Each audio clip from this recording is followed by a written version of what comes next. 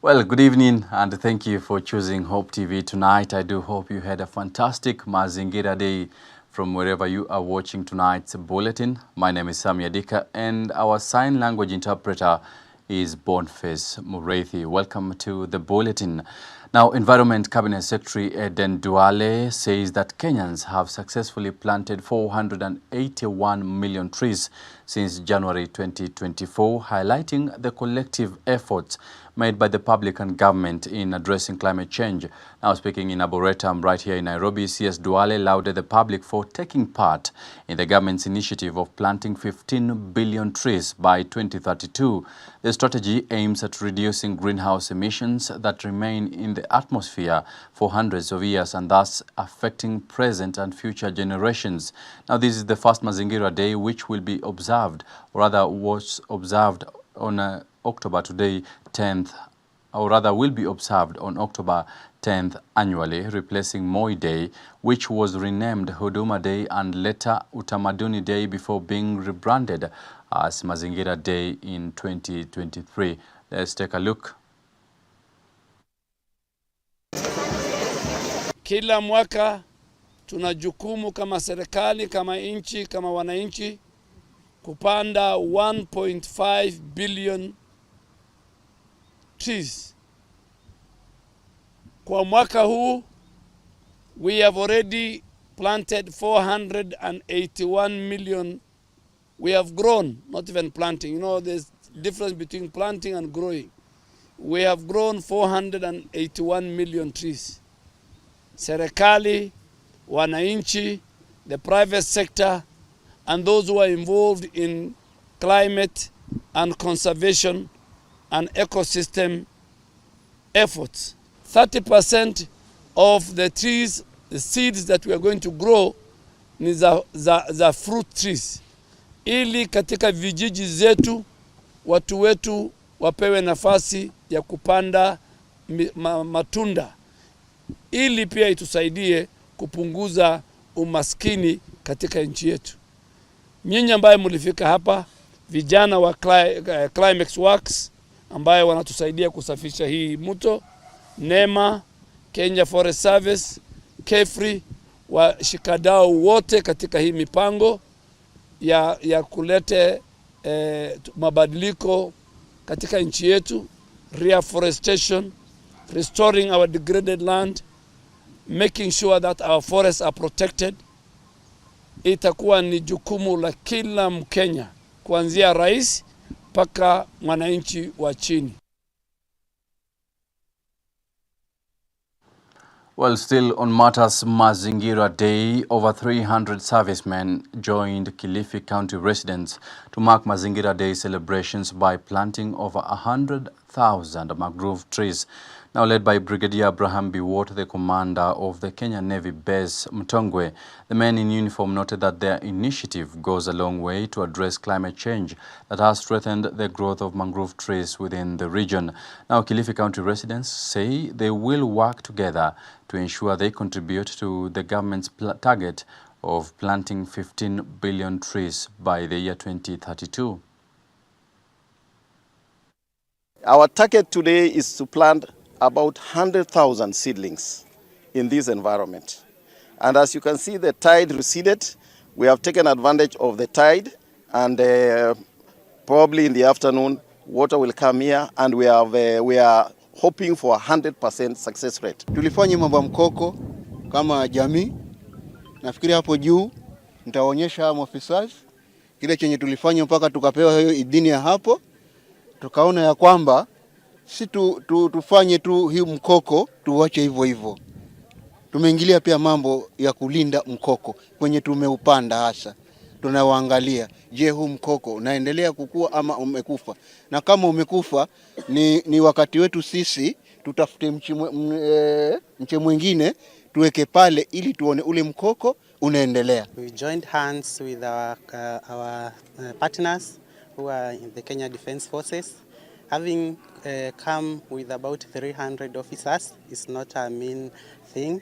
So we are happy today to join hands with them, together with the community here, so that we can achieve the target of planting 100,000 mangroves today. Equity is the sponsor of this exercise because we want to give back to the society. These seedlings are normally germinated by the community. We have also had the community participate in this exercise. As well, we know that the mangrove is the best tree that normally cleans the environment. Well, away from matters climate change and some of the efforts to combat climate change, now the religious leaders under Kikuyu Pastors Fellowship have called upon President William Ruto and his deputy Rigathi Gachagua to set aside their political differences and work for Kenyans. Speaking in Kikuyu, Kiambu County, the clergy says that the ongoing political temperatures threaten the country's stability. Our very own Dolly Mwirigi with more details.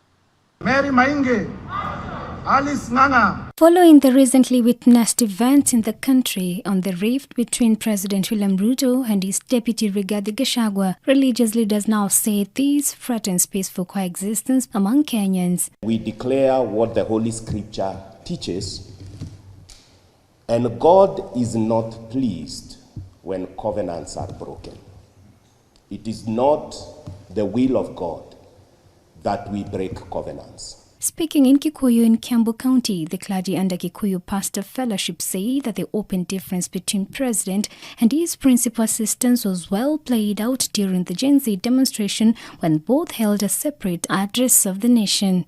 The difference has been deliberately further pushed by your well-organized lieutenants who have gathered a ferocious, blatant foot soldiers in either of your camps to attack both your personality and your presidency. These are comprised of both elected and non-elected leaders. On the side of our president is led by our area MP, our Honorable Kimani Ichung'wah, who is also the majority leader. And on the other side of the deputy president, it is led by the Nyeri governor, His Excellency Mutahi Kahiga.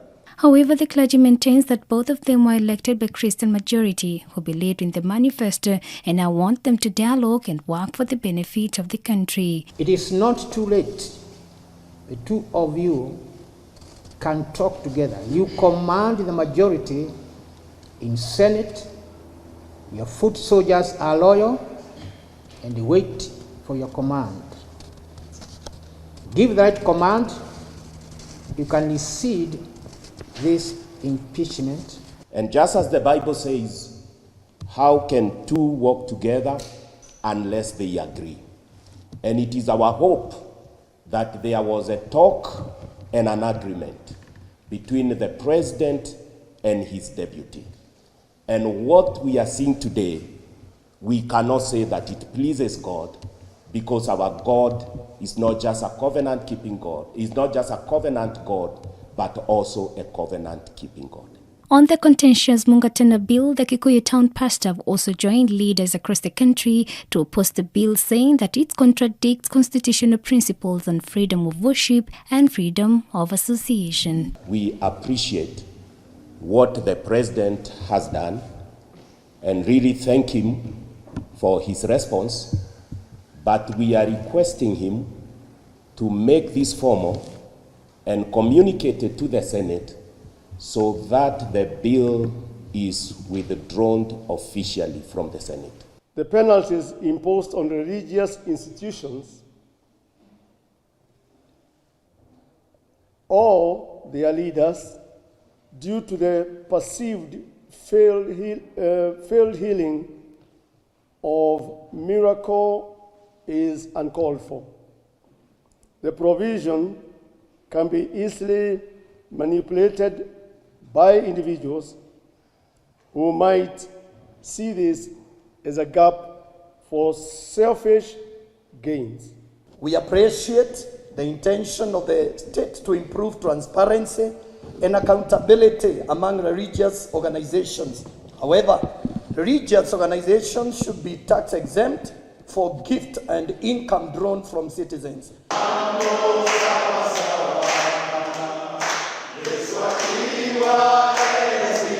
Dolly Mwirigi for Hope TV. Well, many thanks, Dolly Mwirigi for that report. Still on matters, unity call. Embu Senator that is Alexander Mondengi, has called for peace as the impeachment of trial for Deputy President Rigathi Gachagua commences next week in the Senate. Mondengi says it is a defining moment for the country and prayers are needed to ensure that the country remains united no matter the outcome of the proceedings.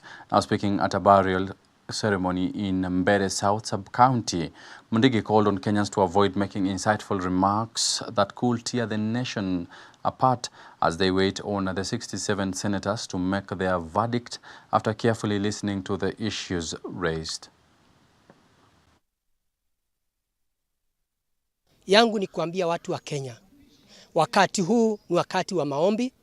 Sisi wote tukiwa kitu kimoja, kwa sababu serikali yetu ni ya muungano, tuungane pamoja, tuombe Mungu aweze kutusaidia. Ile kitu iko saa hii iko mikononi ya senata 67 na wao ndio wataamua itakuanji katika mambo ya deputy president. Kwa hivyo watu wasiwe ni watu wa kuongea mbaya ama kupigana ama kuleta foronjo. Ile kitu muhimu ni wampee Senate, kwa sababu ni nyumba ya juu, uweze kuamua ndio ukute mambo haitakuwa na shinda. Kwa sababu tukiwa maseneta wakati huu, sisi huwa tunaongea juu ya devolution na kusaidia pia oversight ya national government. Kwa hiyo tuko kitu kimoja. Kwa hiyo sio saa hii ya kuongea mambo mengi, ni mambo ya tuombe Mungu, tukua watu wa Kenya, tukua county 47 ndio tuweze kuona uamuzi itatokeaje. Now on matters fighting pollution, Environment Cabinet Secretary Eden Duale has reiterated the government's commitment to clean up the Nairobi River within 18 months.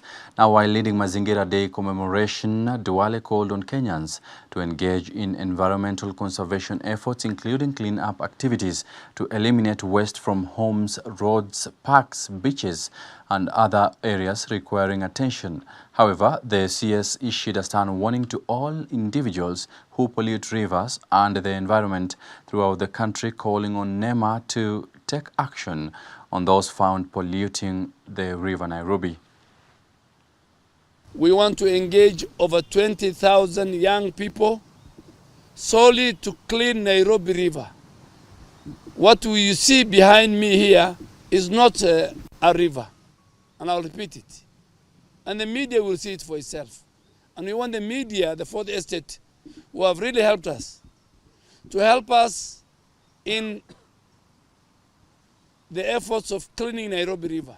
In another 18 months, Nairobi River should be a river, not a sewage. We have put on notice the polluters of Nairobi River, industries, factories, slaughterhouses, Nairobi Water and Sewer Company, Athi Water and Sewer Company. Those who dump, who collect garbage. And I want to say it here today. Next week I'm going to gazette the color coding of the garbage that you are found in your houses. Every homestead must have, every facility must have different garbage bins for different waste, whether it's organic, dry, or wet. And we are going to have, NEMA has a responsibility to trace the waste, the garbage, from our homes, from our industries, to the dumping site.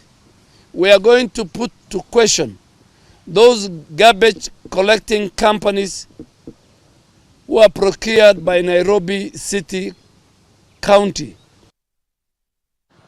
Well, now moving to Machakos County, the County Public Service Board Chairman Albanas Mutisia has threatened that the county government will not pay health workers who are on strike. Now speaking in the company of the County Secretary and Head of Public Service, that is Muia Dambuki, the two noted that the devolved unit lost about 77 million Kenya shillings during the previous strike by the county health providers.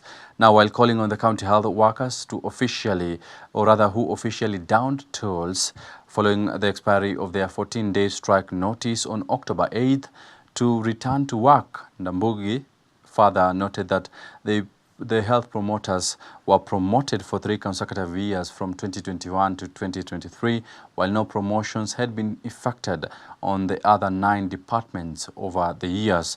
Now, this comes even as the county top leadership continue insisting that any further increase to the wage bill, which currently stands at 44%, down from 49%, would exacerbate their financial challenge, as it will surpass the legal limit of 35%. We are considering that as a loss because they never worked for over 50 days. And when they came back, the county government paid them full salaries for the days they never worked.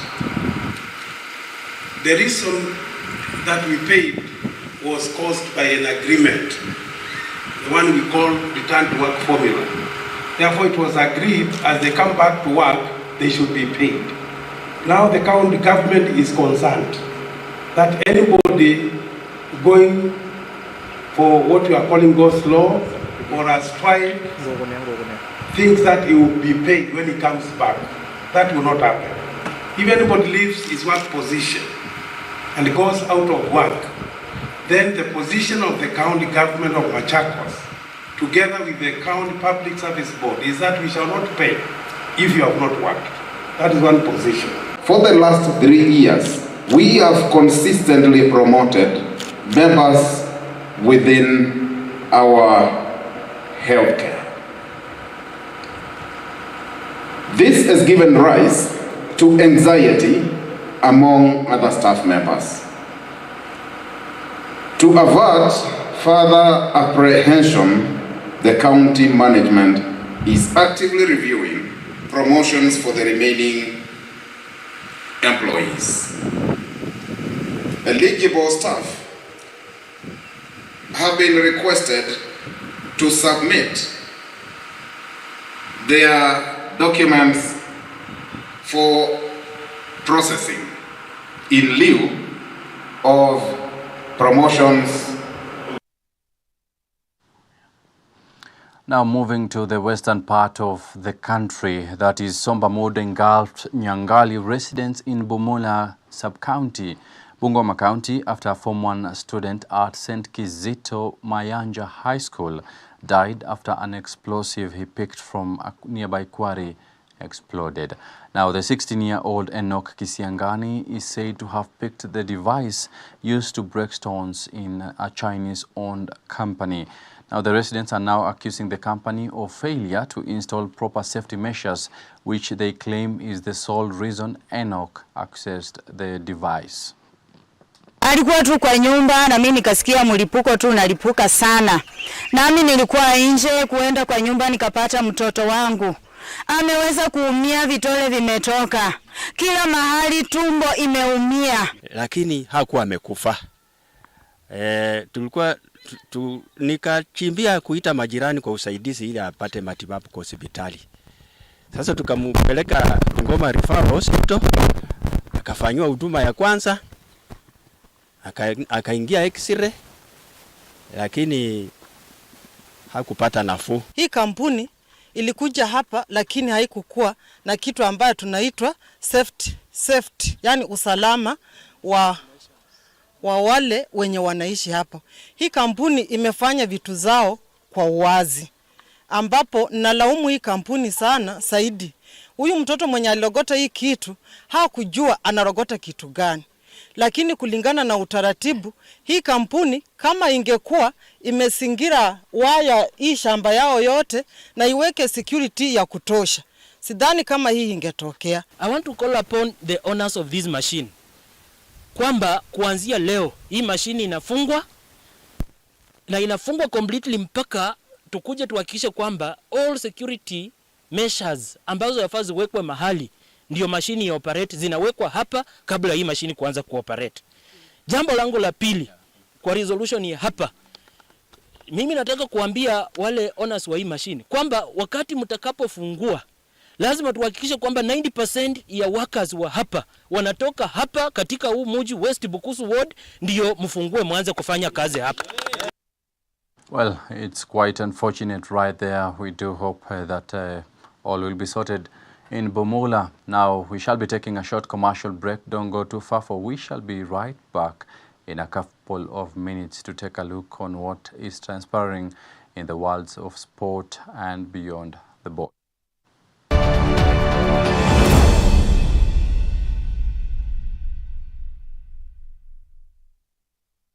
Hope TV is where you look and live, with an excellent selection of the best Christian programming consisting of local and international content of inspirational stories, talk shows, Bible commentary, youth, health shows, children entertainment, contemporary gospel music, extended times of worship, live broadcast, news, movies, drama, Christian ministry programs, and so much more.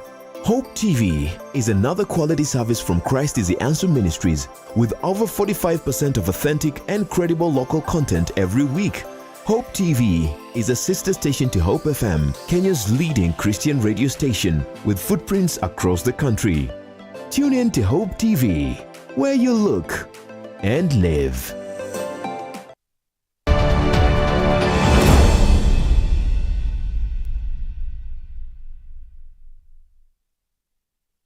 Welcome back. Remember, we are live on our socials. Now, back to Machakos County. In an effort to empower youth, Machakos County government has announced that admissions for the first cohort at Machakos Youth Service Center at the ATC will commence on November 1st, 2024.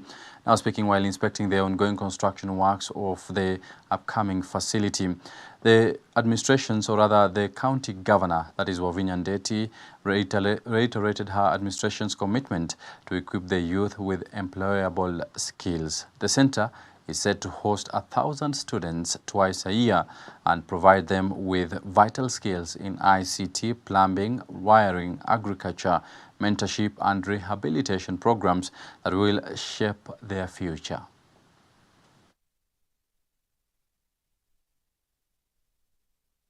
I want to thank KCB.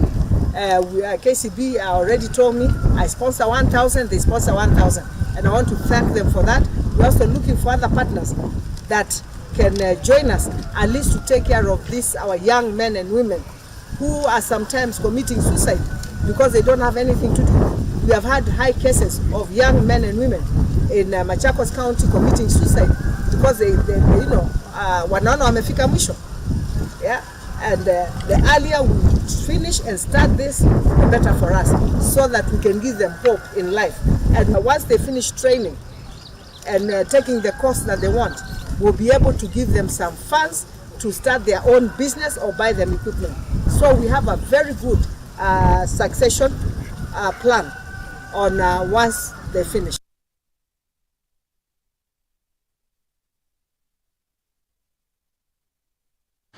Now, Kenya has been elected to the United Nations Human Rights Council for a 3-year term starting in January next year.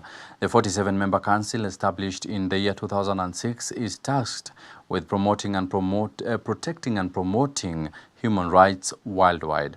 Now, Foreign Affairs Principal Secretary Korir Singoi has confirmed that Kenya's election for the 2025-2027 team, or rather term, emphasizing that the country's commitment to advancing and protecting human rights for all.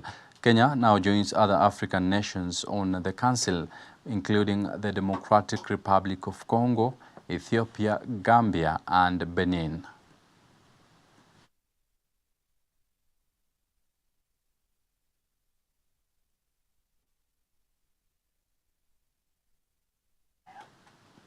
Well, we do hope we will participate well right there. Now, Kenya's Harambee Stars are off to face the indomitable Cameroon Lions in the first leg of their Africa Cup of Nations, that is AFCON Morocco 2025 qualifier on Friday, that is tomorrow. Kenya and Cameroon are level at the top of Group J with 4 points each after 2 matches. Harambee Stars opened their campaign with a 0-0 draw against Zimbabwe, followed by a 2-1 victory over Namibia in their second match played in South Africa. Cameroon secured a 1-0 win over Namibia before being held to a goalless draw by Zimbabwe, also in Kampala. Now, securing maximum points from these two legs could significantly boost Kenya's chances of an early qualification, that is for the 2025 AFCON tournament in Morocco. A win in the two matches will bring Kenya one step closer to returning to the continental stage. Now, Kenya, Zimbabwe and Namibia are all playing their home matches at neutral venues as they lack, or rather due to lack of CAF-approved stadiums in their respective countries. The most important thing is, try just to bring the unity in the team so that as we are going to approach these two fixtures, which is very crucial, is also to urge for support from Kenyans, because after the first game against Zimbabwe, there was a lot of negative talk, but after we went and got something positive against Namibia, everybody started believing. So it's a two-legged fixture. We recall also the support from Kenyans. They need to be patient with the team. They need to realize that, of course, this kind of high-caliber fixtures, we need to go out there and compete and show also Kenyans the hard work that the team has been building for the last 1 year. I'm looking forward to hopefully playing a big part in the team and helping the team to get results. I feel like in these games it comes down to whether we blend with each other, and it comes down to a team, as it's a team sport, and I feel like the group is very together and it's a good environment. So hopefully we take that into the game and come out with a positive result. For me, these two matches against Cameroon will be also a signal on the way, if we go for AFCON, if we are, for example, in knockout stage, what we can do. Well, that is Michael Olunga. He will be leading Team Harambee Stars in that is Cameroon tomorrow. We are waiting to see how that specific game will turn out, but we know they will do well. Now, my name is Sammy Adika, and Boniface Mureithi, right there at the bottom right of your screen, has been our sign language interpreter. Do have a wonderful night. Goodbye.